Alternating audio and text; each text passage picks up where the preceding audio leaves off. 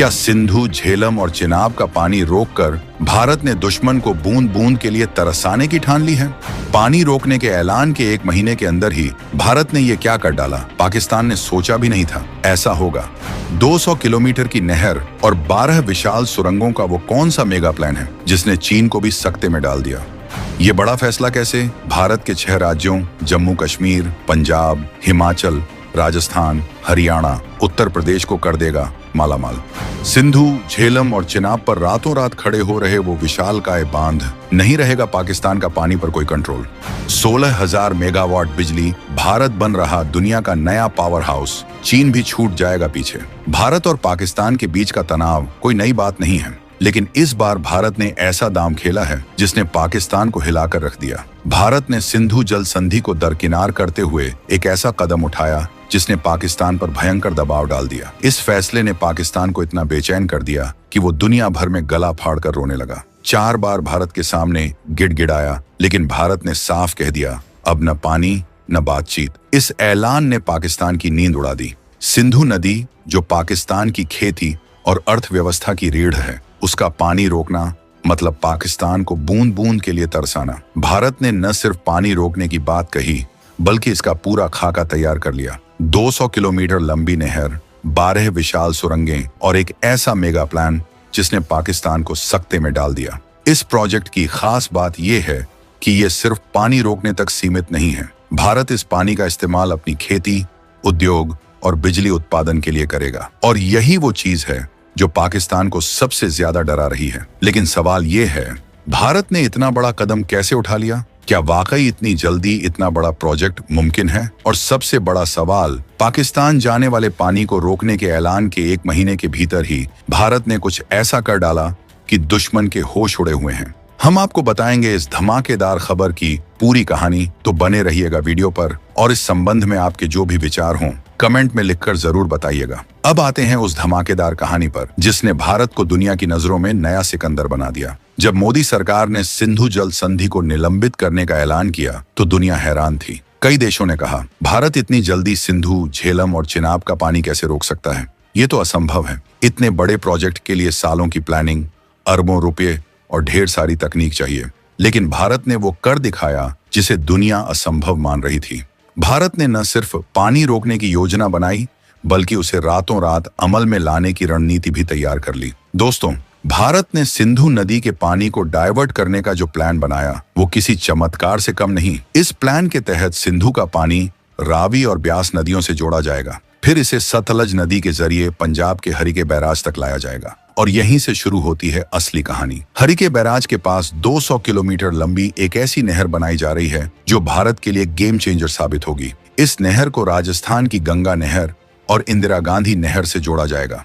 इतना ही नहीं, 12 विशाल सुरंगों के जरिए पानी का रुख यमुना नदी की ओर मोड़ा जाएगा। इस मेगा प्रोजेक्ट का मकसद साफ है, पाकिस्तान को पानी की एक बूंद भी न मिले। इस नहर से जम्मू कश्मीर, पंजाब, हिमाचल, हरियाणा, राजस्थान और उत्तर प्रदेश तक पानी पहुंचेगा, और जो पानी बचेगा वो गंगा सागर में जाकर मिलेगा। लेकिन सवाल ये है, इतना बड़ा प्रोजेक्ट भारत इतनी जल्दी कैसे पूरा करेगा, और क्या पाकिस्तान इस मास्टर स्ट्रोक का कोई जवाब ढूंढ पाएगा? अब बात करते हैं उस धमाकेदार प्लान की जिसने न सिर्फ पाकिस्तान बल्कि चीन को भी हैरान कर दिया।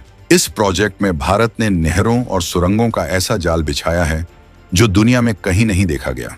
200 किलोमीटर लंबी नहर और 12 विशाल सुरंगें, ये कोई छोटा मोटा प्रोजेक्ट नहीं है। इसकी प्लानिंग में हर छोटी से छोटी बात का ध्यान रखा गया है। मिसाल के तौर पर हरियाणा के राजस्थान फीडर और पंजाब के सरहिंद फीडर को अपग्रेड किया जा रहा है, नहरों से गाद हटाई जा रही है, लीकेज रोका जा रहा है, और सबसे बड़ी बात, इस पानी को यमुना नदी से जोड़कर उसे नया जीवन दिया जाएगा। इस प्रोजेक्ट की खास बात यह है कि यह सिर्फ पानी रोकने तक सीमित नहीं है। भारत इस पानी का इस्तेमाल अपनी खेती, उद्योग और बिजली उत्पादन के लिए करेगा, और यहीं से शुरू होती है वो कहानी जो भारत को दुनिया का नया पावर हाउस बनने जा रही है। लेकिन कैसे? क्या भारत वाकई इतना बड़ा दांव खेल सकता है? और पाकिस्तान का इस पूरे खेल में क्या हाल होने वाला है? अब आते हैं उस सवाल पर जो हर भारतीय के दिल में है। भारत इस पानी से 16,000 मेगावाट से ज्यादा बिजली कैसे पैदा करेगा, और इस खेल में चीन को कैसे पछाड़ देगा? दोस्तों, भारत ने सिंधु, झेलम और चिनाब नदियों पर ऐसे मेगा बांध और हाइड्रो इलेक्ट्रिक प्रोजेक्ट्स शुरू किए हैं जो दुनिया को हैरान करने वाले हैं। मिसाल के लिए रतले हाइड्रो इलेक्ट्रिक प्रोजेक्ट, ये 850 मेगावाट का प्रोजेक्ट चिनाब नदी पर गेम चेंजर साबित होगा। फिर है किरू प्रोजेक्ट जो 624 मेगावाट बिजली देगा, क्वार प्रोजेक्ट 540 मेगावाट का और पाकल दुल प्रोजेक्ट जो 1000 मेगावाट का है। ये प्रोजेक्ट्स सिर्फ बिजली पैदा करने तक सीमित नहीं हैं। इनका असली मकसद है चिनाब नदी के पानी पर भारत का पूरा नियंत्रण हासिल करना।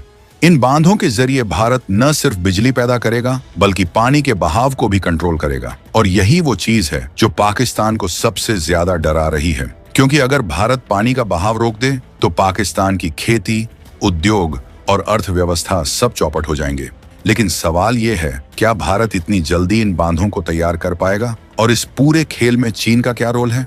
चीन की बात करें तो वो भारत के इस मास्टर स्ट्रोक से बौखला गया है, क्योंकि भारत का ये कदम न सिर्फ पाकिस्तान बल्कि क्षेत्रीय ताकत के तौर पर चीन को भी चुनौती देता है। भारत के ये हाइड्रो इलेक्ट्रिक प्रोजेक्ट्स न सिर्फ बिजली पैदा करेंगे बल्कि भारत को ऊर्जा के मामले में आत्मनिर्भर बनाएंगे। 16,000 मेगावाट से ज्यादा बिजली का मतलब है भारत की फैक्ट्रियां, खेत और घर 24 घंटे रोशन रहेंगे। और यही वो चीज है जो चीन को पीछे छोड़ देगी, क्योंकि जहां चीन अपने दम पर बिजली उत्पादन बढ़ाने की कोशिश कर रहा है, वहीं भारत अपने प्राकृतिक संसाधनों का ऐसा इस्तेमाल कर रहा है जो पूरी दुनिया के लिए मिसाल बनेगा।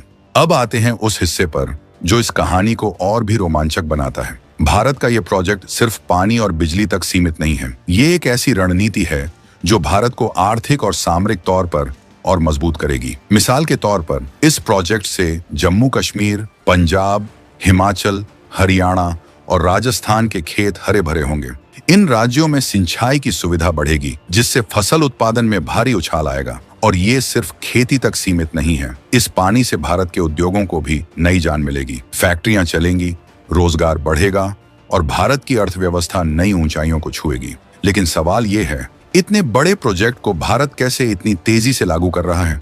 इसका जवाब है भारत की इच्छा शक्ति और तकनीकी ताकत। भारत ने इस प्रोजेक्ट के लिए न सिर्फ इंजीनियरों की फौज खड़ी की है बल्कि दुनिया की सबसे आधुनिक तकनीकों का इस्तेमाल भी किया है। मिसाल के तौर पर इन 12 सुरंगों को बनाने के लिए भारत ने ऐसी मशीनें लगाई हैं जो दिन रात काम कर रही हैं। इन मशीनों की मदद से सुरंगें इतनी तेजी से बन रही हैं कि दुनिया हैरान है।